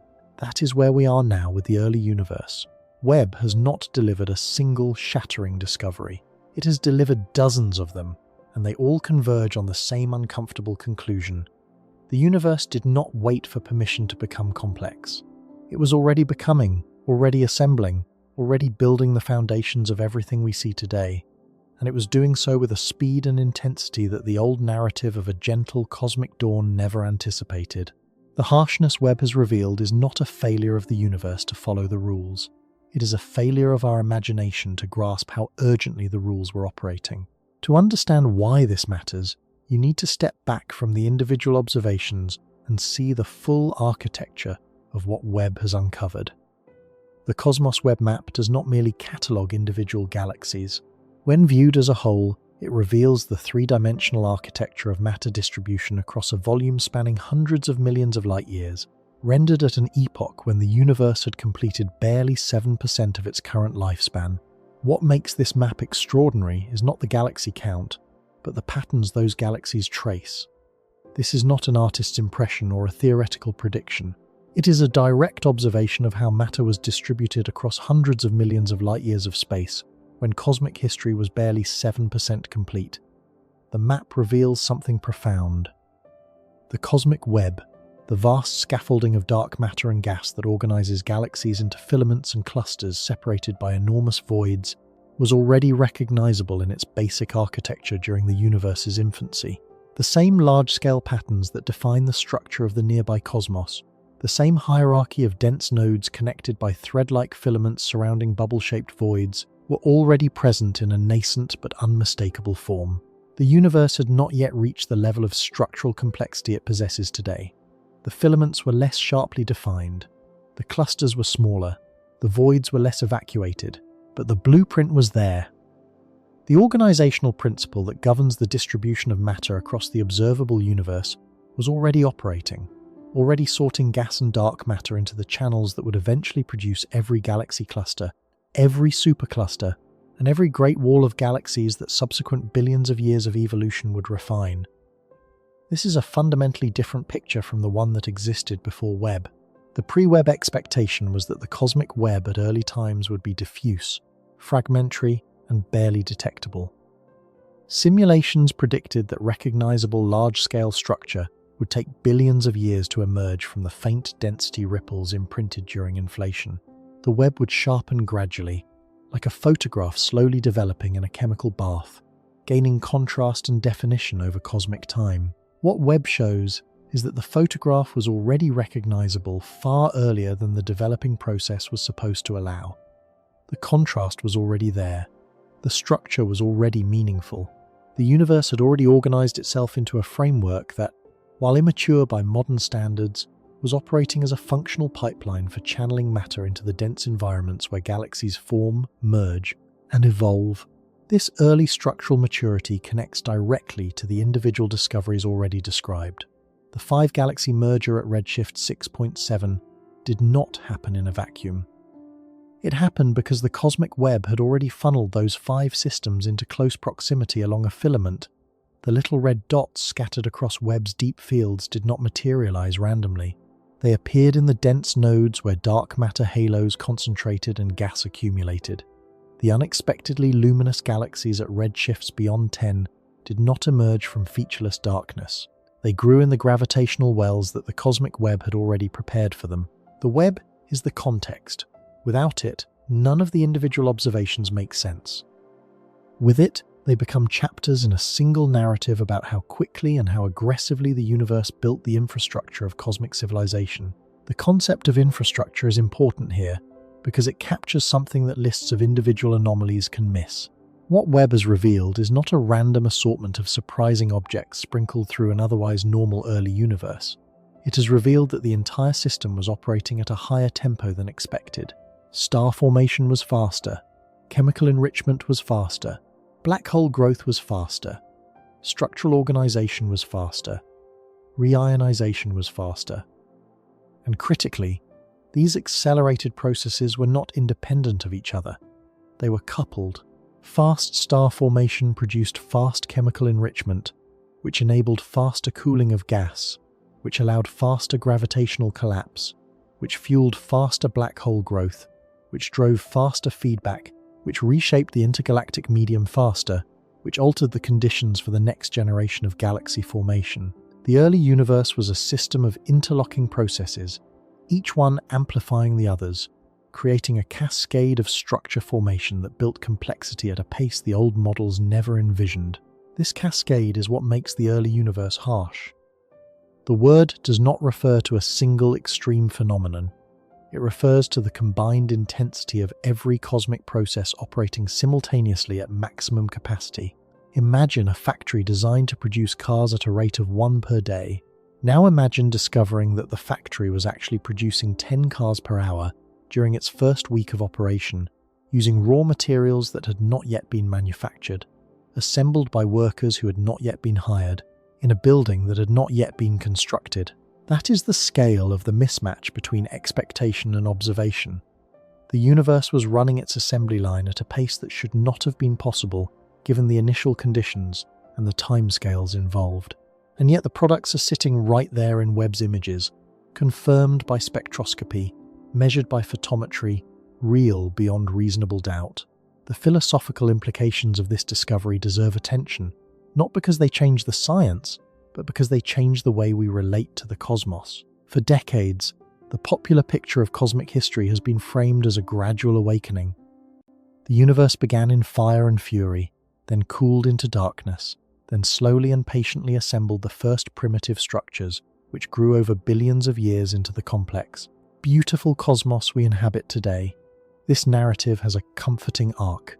It suggests a universe that takes its time, that builds carefully, that moves from simplicity toward complexity in a measured and orderly fashion. It mirrors human experience. We build things slowly, we learn gradually, we develop complexity through patient accumulation. The gentle dawn narrative made the universe feel comprehensible, even relatable. Webb has replaced that narrative with something less comfortable. The early universe was not patient, it was not measured, it was not orderly in the way the old picture implied.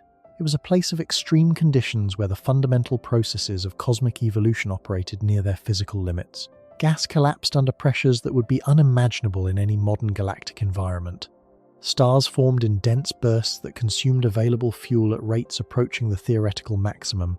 Black holes grew through mechanisms that may have involved exotic physics we have not yet confirmed. The intergalactic medium was transformed from a cold, neutral sea into a hot, ionized plasma in a fraction of the time the standard models allocated. Galaxies lived entire life cycles, from birth through vigorous star formation to quiescent death, in periods that the modern universe would devote to a single phase of stellar evolution. This does not make the early universe chaotic. That distinction matters. Chaos implies randomness, disorder, an absence of organizing principles. The early universe was the opposite. It was intensely organized. The cosmic web was already functioning. Gravitational hierarchies were already established. Matter was flowing along filaments into halos, collapsing into stars, enriching the intergalactic medium, and building the foundations of galactic structure with remarkable efficiency. The harshness was not the harshness of disorder. It was the harshness of a system operating under extreme pressure, producing extraordinary results in minimal time. Think of it not as a storm but as a furnace of construction.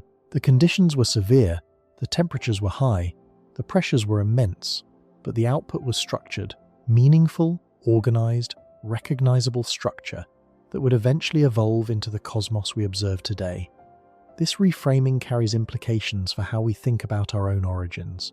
Every atom of carbon in your body, every molecule of oxygen you breathe, every trace of iron in your blood was forged inside a star that lived and died before the material could be incorporated into a new generation of stellar and planetary formation. The heavy elements that make life possible were produced through nuclear fusion in stellar cores and dispersed through supernova explosions. This much has been known for decades. What Webb adds to the story is a revised timeline for when this process began. The chemical enrichment of the universe, the seeding of space with the raw materials of rocky planets and organic chemistry, started earlier and proceeded faster than the old models predicted.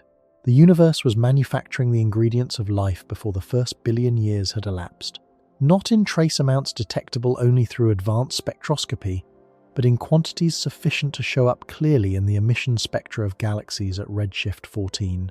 This does not prove that life existed in the early universe. The conditions were far too extreme for biology as we understand it. Surface temperatures on early planets, if any existed, would have been governed by intense radiation fields from nearby massive stars and active black holes. The interstellar medium was denser, hotter, and more energetically turbulent than any modern stellar neighborhood. But the chemical foundations were being laid. The elements necessary for planets, atmospheres, oceans, and organic molecules were being produced and distributed through space during the universe's first few 100 million years. The factory that eventually manufactured Earth was already receiving its raw materials long before our solar system's neighborhood existed in recognizable form. The question of what this means for cosmology going forward depends on which explanation for Webb's discoveries ultimately prevails. If the standard lambda-CDM framework survives with modified astrophysical recipes, the fundamental picture of cosmic evolution remains intact.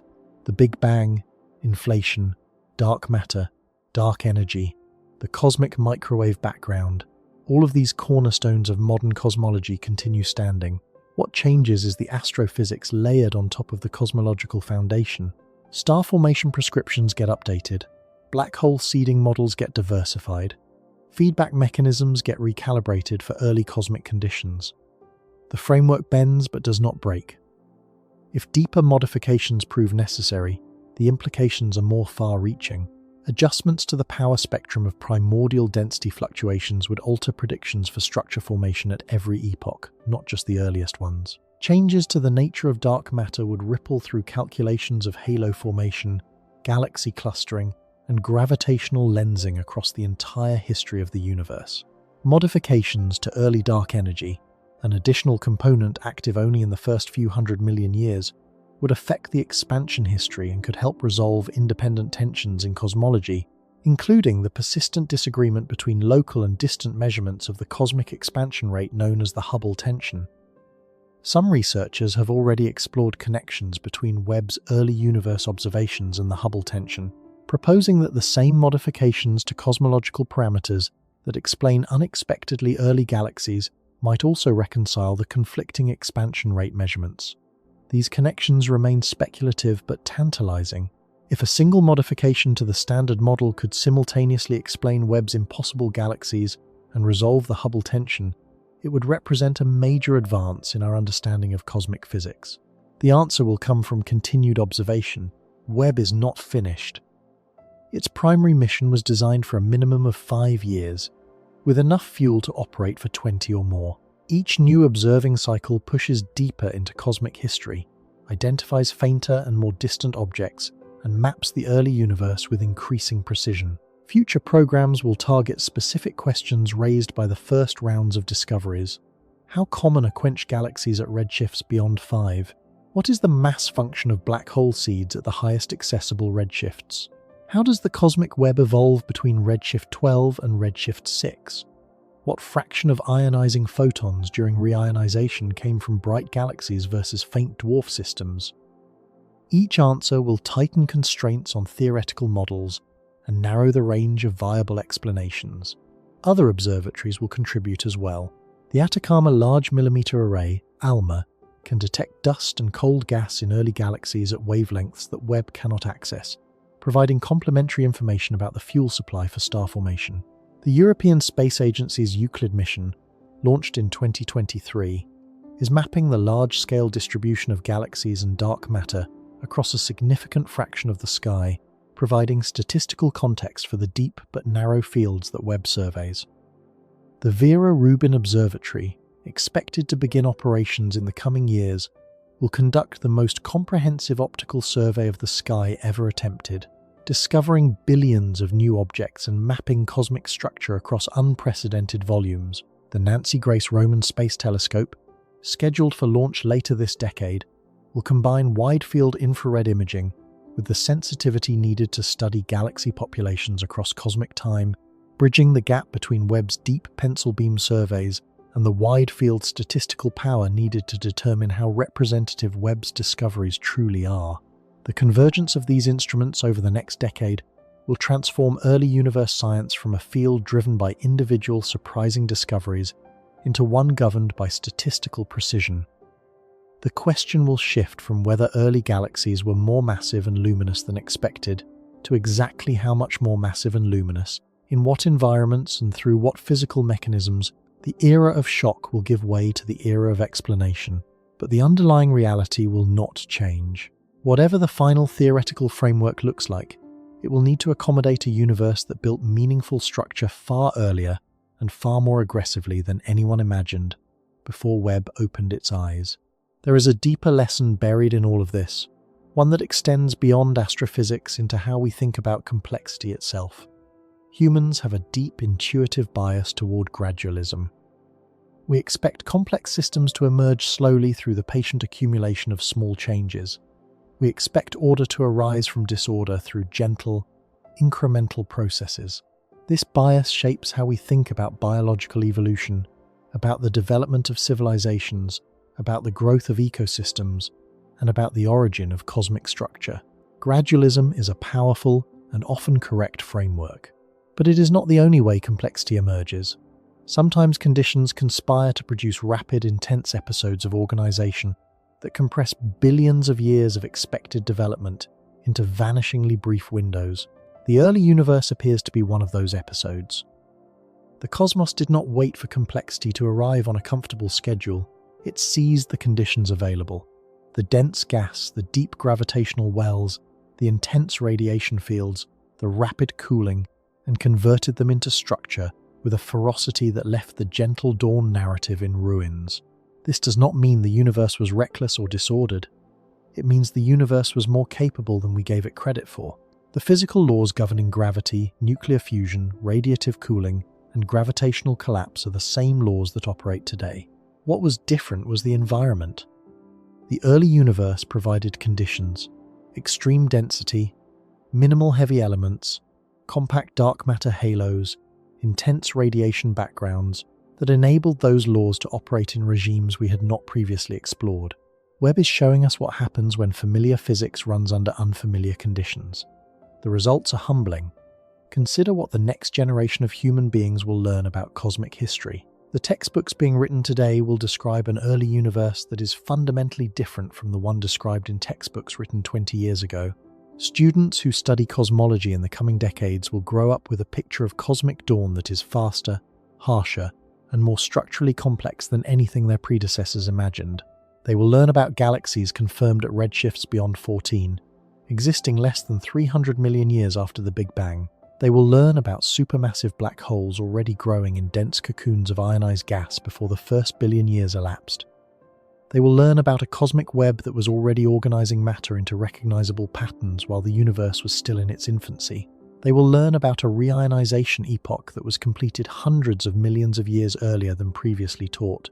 And they will learn that the old picture, the gentle dawn, the slow brightening, the patient assembly of structure over billions of years, it was not wrong in its broad outline, but was profoundly incomplete in its details and its timing.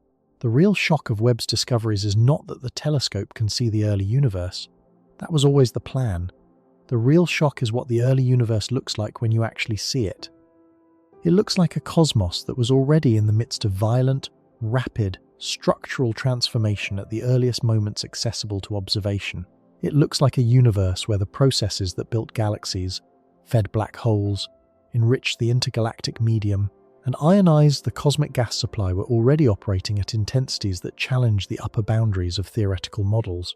It looks like a universe that was already becoming recognizably complex, already assembling the scaffolding of everything that would follow, already forging the raw materials of stars and planets and eventually life, long before human intuition is comfortable imagining such complexity could exist.